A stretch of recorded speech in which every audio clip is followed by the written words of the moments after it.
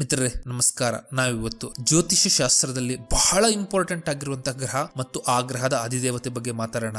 ಇಷ್ಟು ಇಂಪಾರ್ಟೆಂಟ್ ಆಗಿದ್ರೂ ಕೂಡ ಆ ಗ್ರಹ ಮತ್ತು ಆ ಗ್ರಹದ ಅಧಿದೇವತೆಯನ್ನ ನೆಗ್ಲೆಕ್ಟ್ ಮಾಡಿದ್ರೆ ಒಬ್ಬ ಮನುಷ್ಯ ಜೀವನದಲ್ಲಿ ಯಾವ ರೀತಿಯಾದಂತಹ ಟ್ರಬಲ್ಗೆ ಸಿಕ್ಕಾಕೋತಾನೆ ಅನ್ನುವಂಥದ್ದನ್ನ ನೋಡೋಣ. ಮತ್ತದು ಅಲ್ಲದೆ ಈ ಗ್ರಹ ದೇವತೆಯನ್ನ ಆರಾಧನೆ ಮಾಡ್ತು ಅಂತ ಹೇಳಿದ್ರೆ ಯಾವ ರೀತಿಯಾದಂತಹ ಒಳ್ಳೆ ರಿಸಲ್ಟ್ ಗಳನ್ನ ಒಬ್ಬ ವ್ಯಕ್ತಿ ಜೀವನದಲ್ಲಿ ಪಡಿತಾನೆ ಅನ್ನುವಂಥದ್ದನ್ನ ನೋಡೋಣ. ಮತ್ತೆ ಇದೆಲ್ಲದನ್ನು ನಾನು ನಿಮಗೆ ನನ್ನ ಪರ್ಸನಲ್ ಎಕ್ಸ್ಪೀರಿಯನ್ಸ್ ಮೇಲೆ ಎಕ್ಸ್ಪ್ಲೇನ್ ಮಾಡ್ತೀನಿ. ಗೆಳೆಯರೆ, ಈ ಒಂದು ಗ್ರಹ ಯಾವುದು ಅಂತ ಹೇಳಿದ್ರೆ ಕೇತು. ಮಿತ್ರರೇ, ಕೇತು ಏನ್ ಮಾಡ್ತಾನೆ ಅಂತ ಹೇಳಿದ್ರೆ ಒಬ್ಬ ವ್ಯಕ್ತಿಯ ಪ್ಯಾಟ್ರನ್ ಗಳು ಏನಿದಾವೆ ಜೀವನದ್ದು ಅದನ್ನ ಹಿಡಿದಿಟ್ಕೋತಾನೆ. ಒಂದು ಉದಾಹರಣೆ ಕೊಡ್ಬೇಕಂತ ಹೇಳಿದ್ರೆ, ಕೇತು 10ನೇ ಮನೆನೋ ಅಥವಾ 10ನೇ ಮನೆಯ ಅಧಿಪತಿ ಜೊತೆನೋ ಇತ್ತು ಅಂತ ಹೇಳಿದ್ರೆ ಹಿಂದಿನ ಜನ್ಮದಿಂದ ಆ ವ್ಯಕ್ತಿ ಕೆಲಸಕ್ಕೆ ಸಂಬಂಧಪಟ್ಟಂತಹ ಖುಷಿನೋ ದುಃಖನೋ ಏನು ಮಾಡ್ತಾ ಇದ್ದಾನೆ ಅದರ ಒಂದು ಪ್ಯಾಟ್ರನ್ ಗಳನ್ನ ಪದೇ ಪದೇ ಮಾಡ್ತಿರ್ತಾನಲ್ಲ ಹಿಂದಿನ ಜನ್ಮದಲ್ಲಿ, ಅದನ್ನ ರೆಕಾರ್ಡ್ ಮಾಡಿ ಇಟ್ಕೊಂಡು ಈ ಜನ್ಮದಲ್ಲಿ ನಿಮ್ಮ ಜಾತಕದಲ್ಲಿ ಕುಳಿತುಕೊಂಡಿರ್ತಾನೆ. ಡಿಪೆಂಡಿಂಗ್ ಅಪಾನ್ ಆಸ್ಪೆಕ್ಟ್, ಬೆನಿಫಿಟ್ ಗಳ ಆಸ್ಪೆಕ್ಟ್ ಮಾಡ್ತು ಅಂತ ಹೇಳಿದ್ರೆ ಕೆಲಸಕ್ಕೆ ಸಂಬಂಧಪಟ್ಟಂತಹ ಒಳ್ಳೆ ಪ್ಯಾಟರ್ನ್ ಅನ್ನ ಹಿಡಿದಿಟ್ಕೊಂಡಿರ್ತಾನೆ.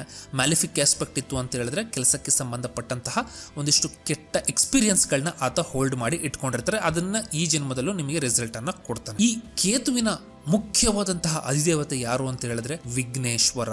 ಮಿತ್ರರೇ, ಒಂದು ಮಾತಿದೆ, ಅದೇನಂತ ಹೇಳಿದ್ರೆ ಕಲಿಯುಗದಲ್ಲಿ ಕ್ಷಿಪ್ರವಾಗಿ ರಿಸಲ್ಟ್ ಕೊಡುವಂತಹ ಎರಡು ದೇವತೆಗಳು ಯಾರು ಅಂತ ಹೇಳಿದ್ರೆ ಒಂದು ಗಣೇಶ, ಇನ್ನೊಂದು ದುರ್ಗೆ. ಒಂದು ಇಂಪಾರ್ಟೆಂಟ್ ವಿಷಯ ಏನು ಅಂತ ಹೇಳಿದ್ರೆ ಇವರಿಬ್ರು ಅಬ್ಸ್ಟ್ಯಾಕಲ್ ಅನ್ನ ರೆಪ್ರೆಸೆಂಟ್ ಮಾಡುವಂತವ್ರು. ಕೇತು ಅಥವಾ ಗಣೇಶ ಮನುಷ್ಯನ ಜೀವನದಲ್ಲಿ ಬರುವಂತಹ ಅಬ್ಸ್ಟ್ಯಾಕಲ್ ನ ರಿಮೂವ್ ಮಾಡುವಂತಹ ದೇವರು. ಆದ್ರೆ ದುರ್ಗೆ ಈ ಅಬ್ಸ್ಟ್ಯಾಕಲ್ ಇಂದ ಮನುಷ್ಯನನ್ನ ಪ್ರೊಟೆಕ್ಟ್ ಮಾಡುವ ದೇವರು. ಈ ಅಬ್ಸ್ಟ್ಯಾಕಲ್ ಬಂದ್ರೂ ಕೂಡ ಈ ವಿಘ್ನಗಳು ಮನುಷ್ಯನಿಗೆ ಹರ್ಟ್ ಮಾಡಬಾರ್ದು, ನೋವಿಸಬಾರದು, ಹಾಗೆ ಆತನನ್ನ ಪ್ರೊಟೆಕ್ಟ್ ಮಾಡುವುದಕ್ಕೆ ದುರ್ಗೆ ದೇವತೆ. ಒಂದು ಆಶ್ಚರ್ಯ ಏನು ಅಂತ ಹೇಳಿದ್ರೆ ಕೇತುವಿನ ಪ್ರಾಬ್ಲಮ್ಗೆ ನಾವು ಗಣೇಶನನ್ನ ವರ್ಷಿಪ್ ಮಾಡ್ತೀವಿ, ರಾಹುವಿನ ಪ್ರಾಬ್ಲಮ್ಗೆ ನಾವು ದುರ್ಗೆಯನ್ನ ವರ್ಷಿಪ್ ಮಾಡ್ತೀವಿ. ನೀವು ಬೃಹತ್ ಪಾರಶರ ಹೋರಶಾಸ್ತ್ರ ತೆಗೆದು ನೋಡ್ತು ಅಂತ ಹೇಳಿದ್ರೆ ಅಲ್ಲಿ ರಾಹು ದಶೆಗಳಿಗೆ ರೆಮಿಡಿಯನ್ನ ಕೊಟ್ಟಿದ್ದಾರೆ. ಎಲ್ಲಾ ರಾಹು ದಶೆಯ ಪ್ರಾಬ್ಲಮ್ಗೆ ಒಂದು ರೆಮಿಡಿ ಏನು ಅಂತ ಹೇಳಿದ್ರೆ ದುರ್ಗಾ ಸಪ್ತಶತಿಯನ್ನ ಪಾರಾಯಣ ಮಾಡೋದು. ಸೊ ಕಲಿಯುಗದಲ್ಲಿ ಈ ರಾಹು ಕೇತು ಮತ್ತು ಆ ಗ್ರಹದ ಅಧಿದೇವತೆಗಳಾದಂತಹ ದುರ್ಗೆ ಮತ್ತು ಗಣಪತಿಯ ಒಂದು ಆರಾಧನೆ ಮಾಡ್ತು ಅಂತ ಹೇಳಿದ್ರೆ,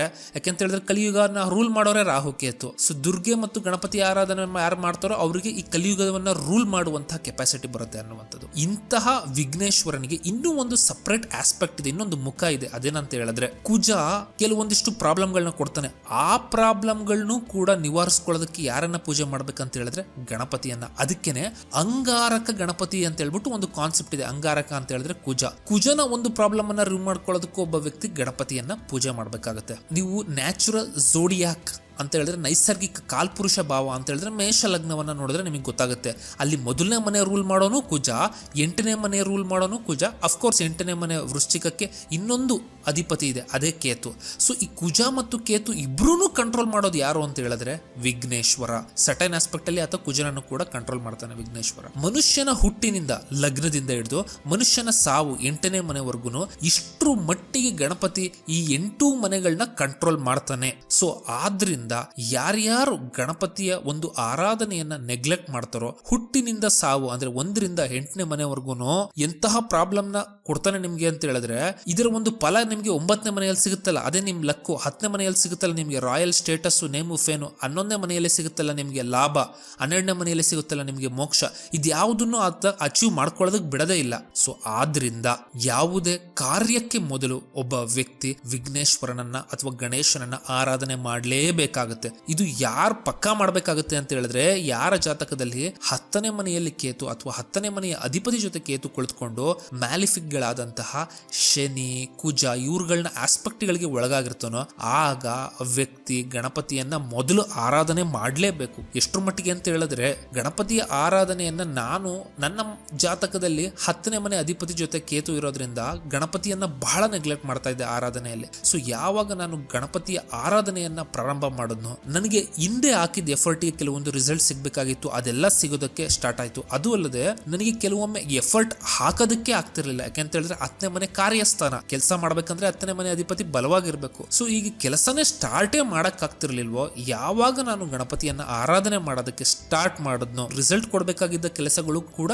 ರಿಸಲ್ಟ್ ಕೊಡೋದಕ್ಕೆ ಸ್ಟಾರ್ಟ್ ಮಾಡಿತು. ಇಷ್ಟು ಪ್ರಾಮುಖ್ಯತೆ ಗಣಪತಿಯ ಒಂದು ಆರಾಧನೆ ಕ್ಯಾರಿ ಮಾಡುತ್ತೆ. ಇದಷ್ಟೇ ಅಲ್ಲದೆ ಗಣಪತಿ ಏನನ್ನ ರೂಲ್ ಮಾಡ್ತಾನೆ, ಗಣಪತಿ ಒಬ್ಬ ವ್ಯಕ್ತಿಯ ಮೂಲಾಧಾರವನ್ನ ರೆಪ್ರೆಸೆಂಟ್ ಮಾಡ್ತಾನೆ. ಮೂಲಾಧಾರ ಚಕ್ರ ಇದೆಯಲ್ಲ ಅದನ್ನ ರೆಪ್ರೆಸೆಂಟ್ ಮಾಡ್ತಾನೆ. ಮೂಲಾಧಾರ ಚಕ್ರ ಏನು, ತುಂಬಾ ಬೇಸ್ ಅಲ್ಲಿ ಅಂದ್ರೆ ಮನುಷ್ಯನ ದೇಹದ ಕೆಳಗಿರುವಂತಹ ಚಕ್ರ. ಇದರ ಅರ್ಥ ಏನು ಅಂತ ಹೇಳಿದ್ರೆ ಮನುಷ್ಯ ಮಾಡುವ ಎಲ್ಲಾ ಕಾರ್ಯದ ಬೇಸೆ ಗಣಪತಿ. ಸೊ ಗಣಪತಿಯ ಆರಾಧನೆಯನ್ನ ಸ್ಟಾರ್ಟ್ ಮಾಡಿನೇ ನಾವು ಬೇರೆ ದೇವರ ಆರಾಧನೆಯನ್ನ ಸ್ಟಾರ್ಟ್ ಮಾಡಬೇಕಾಗುತ್ತೆ. ಇದೆಷ್ಟರ ಮಟ್ಟಿಗೆ ಅಂತ ಹೇಳಿದ್ರೆ ನೀವು ಗಣಪತಿಯನ್ನೇ ಆರಾಧನೆ ಮಾಡ್ತಿದ್ದೀರಾ ಅಂತ ಇಟ್ಕೊಳ್ಳಿ, ಆಗ್ಲೂ ಕೂಡ ಮೊದಲು ಗಣಪತಿಯನ್ನೇ ಆರಾಧನೆ ಮಾಡಿ ಅನಂತರ ಆ ಒಂದು ಸಾಧನೆಯನ್ನ ಪ್ರಾರಂಭ ಮಾಡಬೇಕಾಗುತ್ತೆ. ಇದು ಗಣಪತಿಯ ಪ್ರಾಮುಖ್ಯತೆ. ಯಾವುದೇ ಸಾಧನೆಯ ಮೂಲ ಗಣಪತಿ ಆಗಿರ್ತಾನೆ.